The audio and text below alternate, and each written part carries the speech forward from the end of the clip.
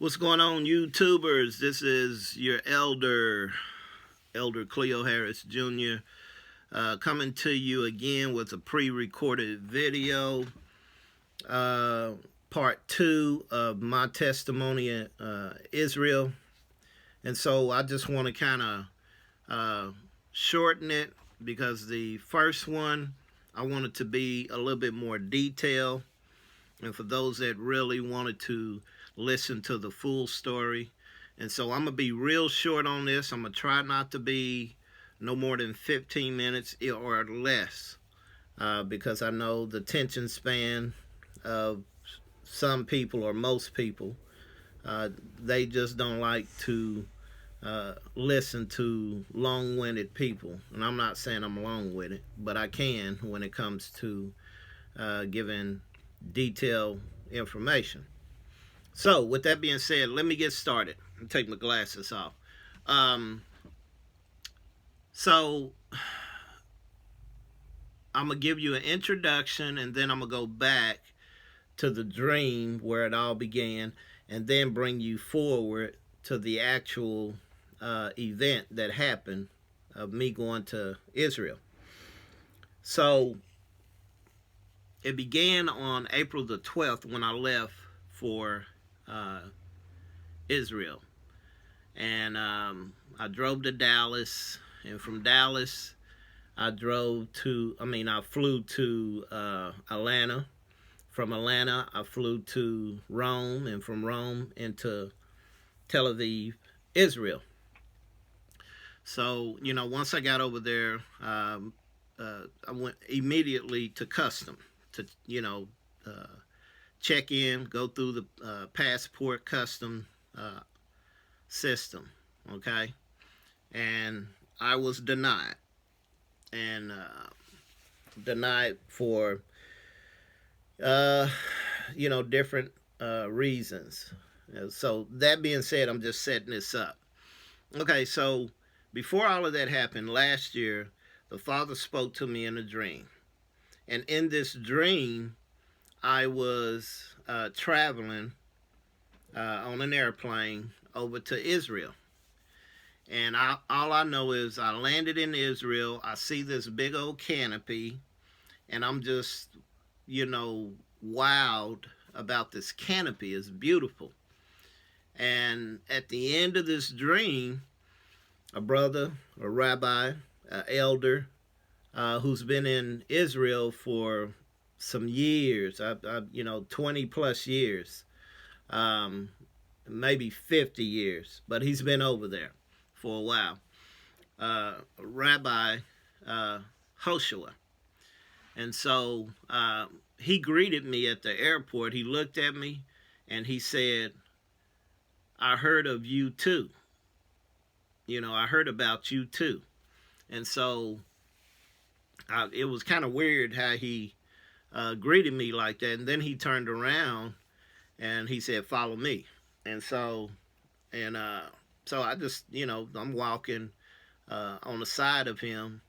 He kind of glanced over at me. I looked at him, but we just, we didn't say anything. And it wasn't a rude greeting, he was that's just Hoshua. And so I woke up, and I remember telling my wife about the dream. And I told a lot of people for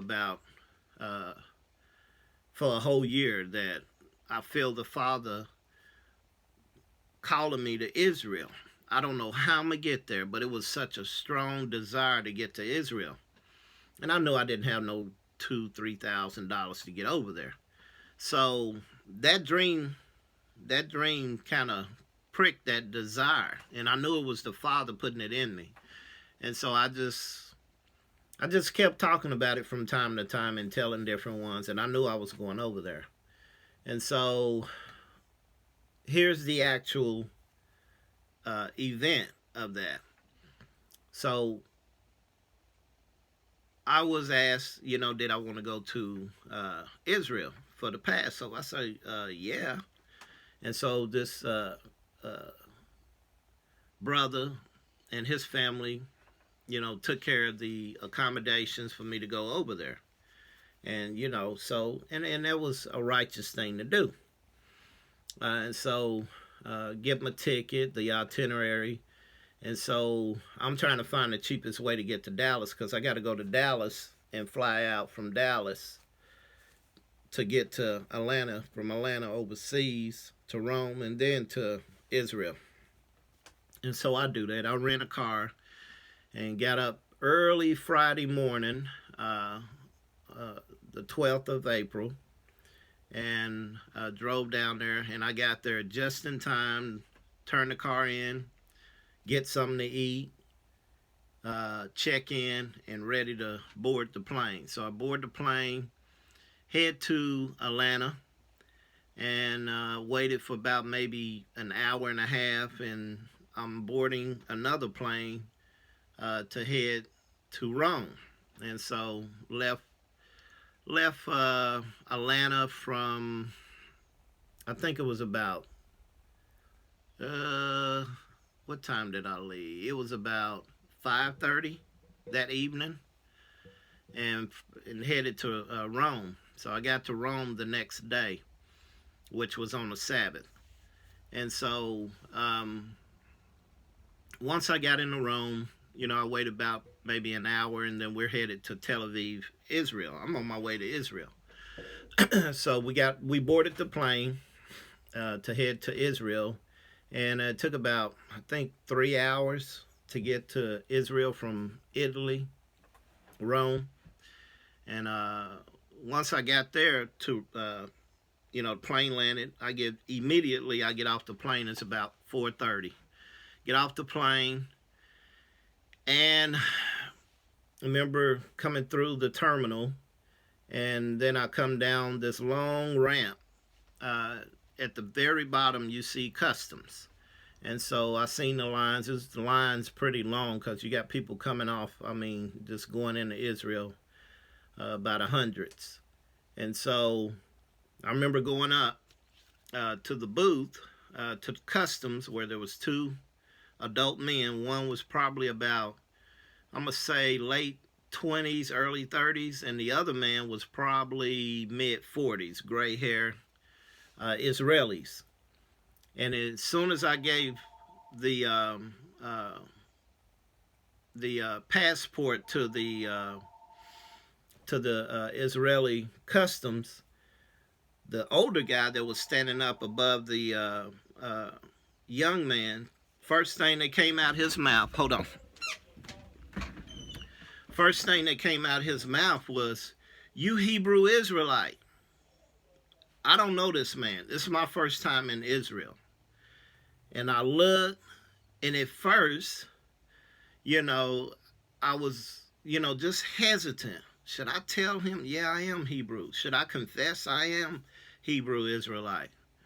And to me, that was more like, if I don't say it, it's like I'm denying my heritage, my faith, the Father, the whole nine. So I, probably about 5 seconds, 6 seconds, somewhere around there, I said, yes, I am Hebrew Israelite. He said, no, you Hebrew Israelite.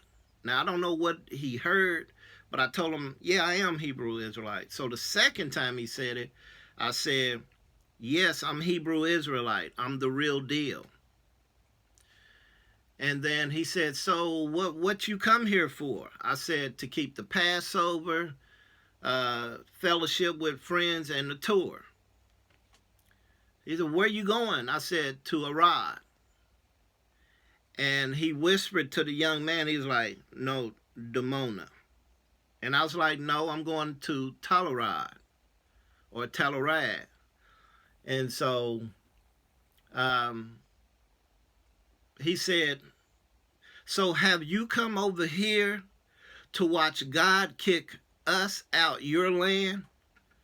Now, this is what this older Israeli said. Now, the young one ain't saying nothing. He just kind of like looking. Yeah, it was just eerie. When you look into these people's eyes, it was like just straight evil, And so I was like, kick. No, I'm not here to kick nobody out the land. I don't have that kind of jurisdiction or power. I said, that's between you and the Father. He said, no, I'm serious. Have you come over here to watch God kick us out your land. And I'm like, really? I said, no. I said, that's between you and the Father. He said, okay, okay. Go over to that room and have a seat. Somebody will be with you. So long story short, I went over there. I got detained, interrogated for, I know, a good 2 hours. And so for 2 hours, they asked me all kind of questions: how much money you have in your bank, what's the address, who are the contact, how long do you plan to stay, why are you over here? I mean, just back and forth, back and forth. And so, this Israeli officer was so hostile. When he asked me a question, it was like when I got ready to answer and tell him, yes, I have the information of the people, it was like he would cut me off. And so when he would cut me off, I'm like, man, is this I mean, really? But I had to put kind of two and two together. These people really hate black people. And you can see it. You can see it amongst how they interact with other ethnicities, like European white folk, and even Palestinians that's there. There was this one elderly Palestinian who was there, and they treated him horribly. I mean, horrible. Go back and listen to part 1 if you want to get the details. So anyway, long story short, they didn't let me in. They were deporting me back. I went to jail. I prayed and asked the Father to, just get me out of here. Why would you bring me over here just to put me in jail? And I remember just praying with my hands up like this. And I said, Father, just show me why. And so probably 5-10 minutes, I just sat there for a minute, and I heard 2 words. You didn't deny who you are. You didn't deny me. And I was like, okay. And so he took me back to what that Israeli man said. You Hebrew Israelite. And that's pretty big, That's pretty big. And so I got it, kind of comforted me. And, that's how the Father was showing me that, I didn't deny him. Then I was like, okay, I need a little something else, something else to encourage me. And then I heard him say, now I can trust you. Excuse me. And that was big. That was significant. He said, now I can trust you. And so I said, you mean to tell me you brought me way over here? And then I didn't say nothing. And then the Father spoke to me. He said, I brought you way over here so I can sit you down and speak to you by yourself, isolated, right here, just like I've done all my other prophets. And so I said, oh, okay, I get it. And so prayed. I said, well, just get me out of jail, and whatever your will is, if it's to send me back home or to let me go into the land, so be it. So after I said that, about 20 minutes later, they came and opened the jail, and I'm on the plane back home. So when I get back to the Americas in Atlanta, I seen this big old canopy that reminded me of the dream I had. And in this canopy, I was like, wow. I said, this is beautiful. And so my cousin was like, yeah, you ought to see it at night. It lights up. And I said, man, it'd be nice to have a big old covering on it. And she said, yes, they putting a covering on it. And I said, oh. So in the back of my mind, I'm thinking, wait a minute, this is what I seen in my dream. And then I'm thinking, well, Rabbi Elder Hoshua didn't come and pick me up at the airport. Surely he's not going to be in Atlanta because he's back, getting prepared for the Passover. And so Hoshua didn't show up at no Atlanta airport. And so that was cool. And so I'm still wondering, like, I want the dream to, I want this to fulfill everything the Father showed me. Because I don't want to be made to look like a fool. And so that bothered me. So I'm getting on the plane, get home about 12. That's still in my mind. Hoshua, didn't come pick me up at the airport. So I'm wondering, well, maybe I missed something, and I'll man up. Well, around 3:24 that evening, Joshua hits me up on Messenger and says, we need 3 people in D.C. Taking a stand for reparation, for repatriation, while we're keeping a Passover. And I didn't answer right away. And so I read some of the other stuff, but I didn't pay attention to it. So when I read it, read what he said, here's the latter part of the dream. Remember what he said in the dream to me when he met me at the airport after I seen the canopy. He said, I heard of you too, and or about you too. Well, I didn't know he was talking about another brother along with me. So TOO, I heard about you too. And so that right there solidified the whole dream. I said, oh man. I said, so this is what the Father showed me. Now I played the whole thing back from beginning to end, and the Father was just saying to me, I can take you anywhere in the world to speak to you, even if I have to put you in jail. And so that really got my attention there. But one of the key things that the Father said was, now I can trust you. And then he showed me my next assignment, which he verified, which it was a desire for me to, stand up for the reparation, which I've been doing on social media. But then Joshua speaks on that too.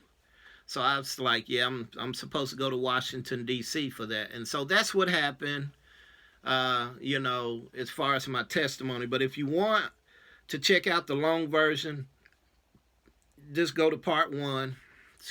Go to part 1, and you'll be able to hear it in details. It's a little bit more intricate, but it's personal. And so, I talk about the Sabbath, traveling on the Sabbath, and let me say this: please don't. We need to, as Israel, as the nation of Israel, we need to be careful what we speak on, or will we speak on other brothers. Because I get people that always say, well, you're not supposed to do this on the Sabbath. You're not supposed to do this in terms of having your own personal pleasure. And that's correct. You're not supposed to do that. You're supposed to rest. And I'm not saying I'm perfect, because I've made mistakes in that area. I'm still growing in the truth. I'm still growing in the Torah. And that goes for older elders who's been in it for a while, because I pay attention to everybody, and I haven't seen not one perfect person. So we got to be careful and understand the whole matter. And let's come together and admonish each other. Let's lift each other up and let the Father deal with the rest. But anyway, I just wanted to give y'all this short version. I went over 2 minutes, and it may go over a little bit more, but if the Father giving you an assignment to do, to go help somebody on the Sabbath, that's between you, that person, and the Father. Because Yeshua traveled on the Sabbath. Paul did too. And even the disciples picked corn or whatever from the field to eat. And so, we got to be careful. Like I said, no one's perfect. I'm not perfect. I'm not proclaiming to be. But I'm striving to honor the Father in all that I do and say. And so appreciate Brother Joshua and Brother Kenya and the rest of the brothers, the Israelites. And, I just thank the Father for those who are awakening, and the Father is using you, whether you're still in Christianity, come out of her. Just be obedient. Let the Ruach lead you, and you'll be okay. All right, I love you guys. Thank you for checking out this part 2 video. Be sure to go back and like this video and share it with with whoever. It doesn't matter. Just share it, because people need to hear this testimony. It's too much pressure on those who are awakening, those that are still bound in the Christian religion, and just a lot of things going on they don't understand. Just be obedient is what I'm saying. Just be obedient and allow the Father to use you, because again, I once was blind, but now I see, and my eyes are being opening to a lot of new things, that mysteries that the Father has hidden from us, because of the sins of our forefathers. So um, there's some scriptures at the bottom to vouch some of the things, concerning moving around on the Sabbath, in terms of my situation. So, and I'm not here to make any excuses. What else? Well, that's about it. So go check out part one, and just share the video. And if you want to make a donation, you can. There's no pressure or whatever. Um, click on the link, the PayPal link, and make your donation. But most important thing is share this video. And when you're traveling abroad, it doesn't matter where you're going. Hebrew Israelites, y'all go in groups. Don't go by yourself. That's another little nugget that I give you. I went by myself. And so you just got to be wise and careful, because there's a lot going on. And again, I'm telling you, those Israelis, those Khazars, those Ashkenazi, those Jewish people over there, they hate black people with a passion. Y'all think America is bad. Yeah, you go over there, you're gonna see the devil. You're gonna see them evil spirits in the eyes of those people. Very dark. Okay? So check out the video before this, and just share it. All right, y'all be blessed. Love you. Shalom.